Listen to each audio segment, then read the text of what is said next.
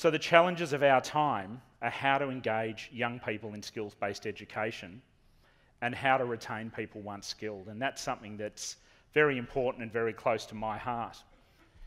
There's been a knowledge-based economy, and that's driven demand for college and university workers. And I wanted to say right up front, my message is most certainly not anti-university or anti-education, but it has to be about the right education at the right time. And so what this has really done is it's caused this strong academic bias.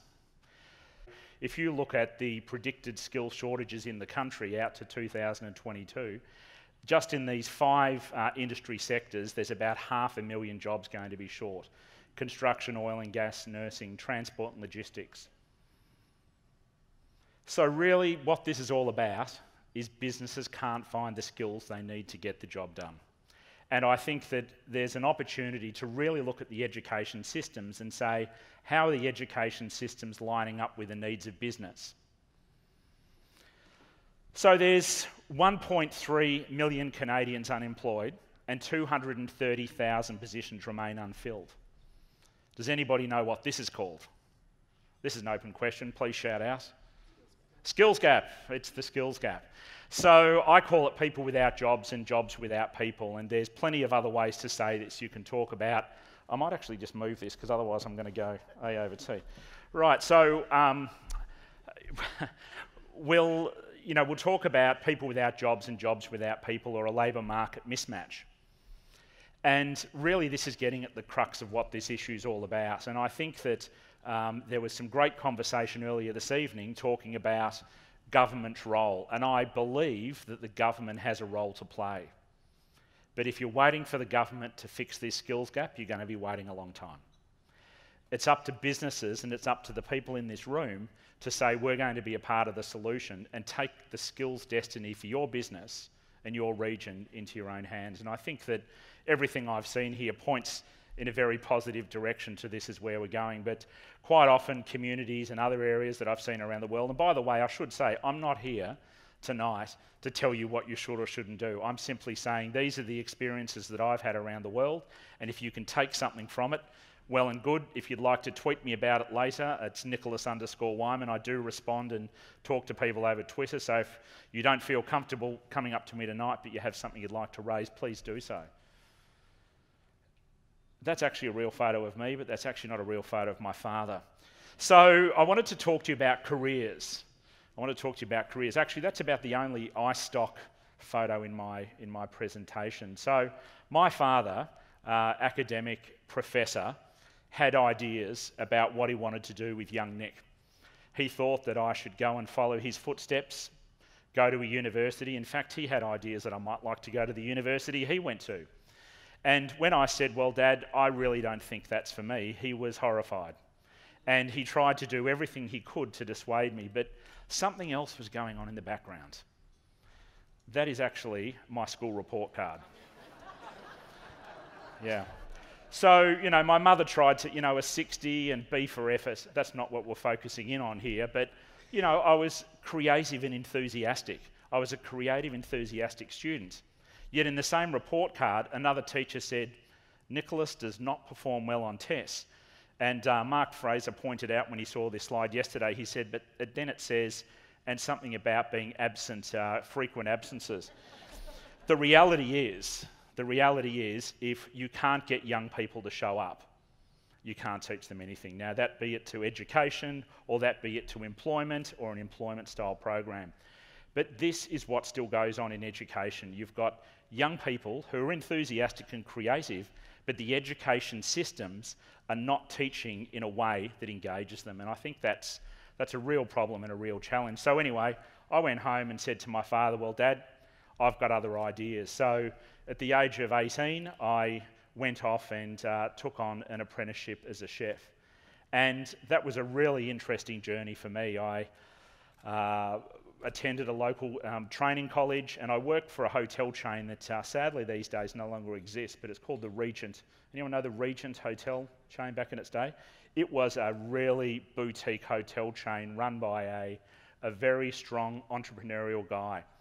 And he really liked to know what was going on, and he had a strong emphasis on training. And for me, it was the right career choice at the right time, because I like to learn by doing, and that's a really important thing. So, you know, my father eventually came around. He was European, and he was from Czechoslovakia, and he did like his chicken soup. And when I came home and was able to make some chicken soup, he thought, oh, well, this can't be so bad after all. Ultimately, what is it about? So to parents, grandparents, people who have friends in the room who are thinking about career options, what is it all about? Now, I'm not going to get into some great philosophical discussion here, but I think it's about being happy. And I was presenting last week to a group of school principals, and hands just went up and said, well, this is great, Nick.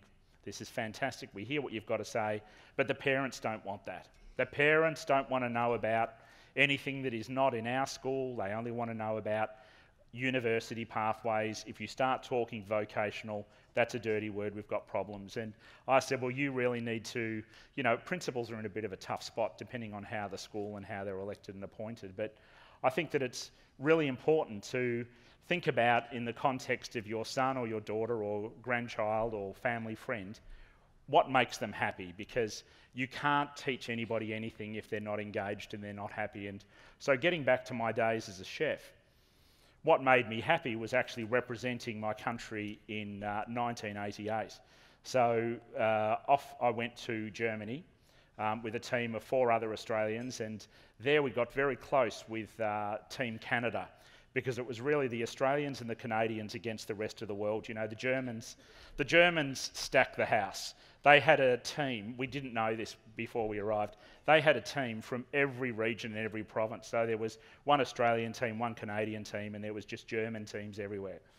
And so we arrived at customs, and the first thing that happened is I must say that our sponsor was the Australian Dried Fruits Corporation. Now, for chefs, putting dried fruit and apricots anywhere near meat is just something you don't like to do. But we had to work dried apricots into this dish, which was called Rabbit Fillets Desert Bloom. And we were told there was no suitable rabbit in Germany, so we BYO'd. So we packed our eskies full of rabbits and off we went to the airport. And the German officials did not like this. Now, to this day, you know, it was a culinary youth team. Do I believe in conspiracy? I don't know, but they were pretty quick to take that rabbit off us. So we had to go in search of rabbit substitute. But anyway, at the end of the competition, the Australian and Canadian teams were in the top 2 teams, and there was only 1 point that actually separated us. And we didn't have test kitchens. We were actually preparing in our hotel room on the end of our beds, and it was really, really tough competition. But that's what made me happy at the time. Now, talking of Olympics, I just wanted to talk about the Commonwealth Games briefly, just for, you know, it is a dinner. We need to just lighten the atmosphere a little bit. I wanted to talk about Glasgow 2014. Now, I have lived in Scotland, and you actually pronounce it Glasgow. But anyway, how many people know how many medals the United States picked up in the last Commonwealth Games? That is exactly correct, you know. That would be really frightening if people said, well, I don't know, you know, they're so dominant in sport.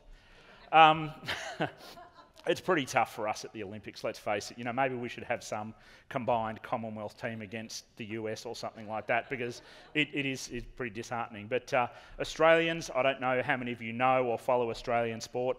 We're sport crazy. I mean, in our schools, there's a little bit of teaching and the rest of it is just sport. You know, your kids just go, sport, sport, sport, sport, sport. So we do all right, you know. To a different table, just changing pace. This is the number of apprentices per 1,000 employees. And what I wanted to demonstrate here is, if you look at Switzerland and Germany, they really take vocational skills seriously. And I had an opportunity, I was awarded a Churchill Fellowship 3 years ago, and was able to go and travel the world and research what's going on with vocational skills, but particularly apprenticeships. And when I got to Germany, I found that, you know, what you read is true, that 80% of German apprentices actually complete their training. Now, in Canada and in Australia, that number is 50%. So even there are problems and challenges in mainstream apprenticeships. And tonight, when we talk a bit more about apprenticeships, I want to talk about Modernising Apprenticeships and what are some things that we can do to make sure apprenticeship programs are successful. But interestingly, the German companies that I visited said, well, things are pretty good in Germany, Nick, but Switzerland is the place to go and see. So I went to Switzerland, and that is amazing. I mean, Switzerland, the apprenticeship system in Switzerland is amazing, and youth unemployment is about 2%. General unemployment's about 3%. The economy's humming, and they genuinely run this thing called the dual education system. So you have people who go into a vocational track or people who go into an academic track, and they can move between these tracks. And you see that about 40% of people graduating out of Swiss universities with a PhD have actually spent time in the vocational track. So all this stuff that we hear in Australia and in the US about this bias against skilled-based careers is absolutely true. In Germany and in Switzerland, apprenticeships fill before other opportunities. But the last point I wanted to make about this slide, because you're probably thinking, well, listen here, this Australian's just showed up. He said he's now put up a slide that talks about the medal tally, and now he's put up something that says, well, look at the number of apprentices in Australia. It's more apprentices per 1,000 employees than Germany. But I don't want to say that the Australians have nobbled the statistics, but what I do want to say is that you really need to look when undertaking country comparisons, that in Australia, the definition of an apprenticeship includes something we call a traineeship.